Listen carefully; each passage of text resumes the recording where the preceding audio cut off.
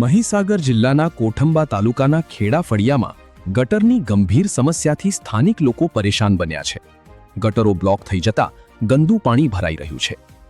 ગ્રામજનોએ આક્ષેપ કર્યો છે કે અનેક વખત તલાટી અને સરપંચને રજૂઆત કરવા છતાં હજુ સુધી કોઈ કાર્યવાહી કરવામાં આવી નથી।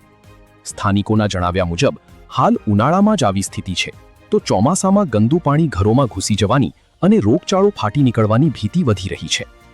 ગ્રામજનોએ તંત્રને તાત્કાલિક ગટરની સફાઈ કરીને પાણીના યોગ્ય નિકાલની વ્યવસ્થા કરવાની માંગ કરી છે। રિપોર્ટર સંજય ભોઈ, કોઠંબા।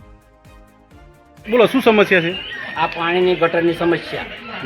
પાણીની ગંદકી જાય, ગંદકીના નળની અંદર પાણી જાય, એ અમારા ફળિયામાં પીવામાં જાય। ગટરનું પાણી પીવામાં જાય? આ જાય ને અમુક વખત પાણી વધારે ગટર ભરાય એટલે નળના પાણીમાંથી ભરાય અંદર। બરાબર। તો તમે તલાટી સરપંચ જોડે ગયેલા ખરા? હા, ગયેલા ને। તો શું રજૂઆત કરી તમે ત્યાં જઈને? ત્યાં જઈને અમારા ગટરની રજૂઆત કરી 2 થી 4 વખત ગયા અમે। ફળિયાનો બૈરો 2, 3, 4 વખત ગયો। બરાબર। કાલે હું લખાઈને આવ્યો છું।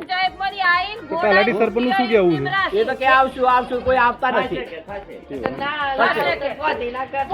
તલાટી સરપંચ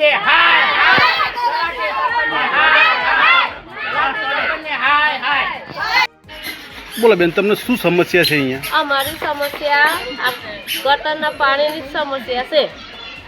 તલાટી સરપંચ કોઈ જોવા આવવા માંગતા નથી। તમને આલીએ છે અરજી આલીએ, બધી ગામની બહેનો ભેગી થઈને જાય તોય જોવા આવતા નથી। રજૂઆત કરી તલાટી સરપંચ? રજૂઆત તો કરી જ છે ને, બધા તોડી અરજી આલી છે। એમને વોટ જોઈતો હોય તો પગે લાગીને વોટ આલવાનો એમ કે, પછી વોટ આલવાનો કોઈ મહત્વ નહીં હોતો।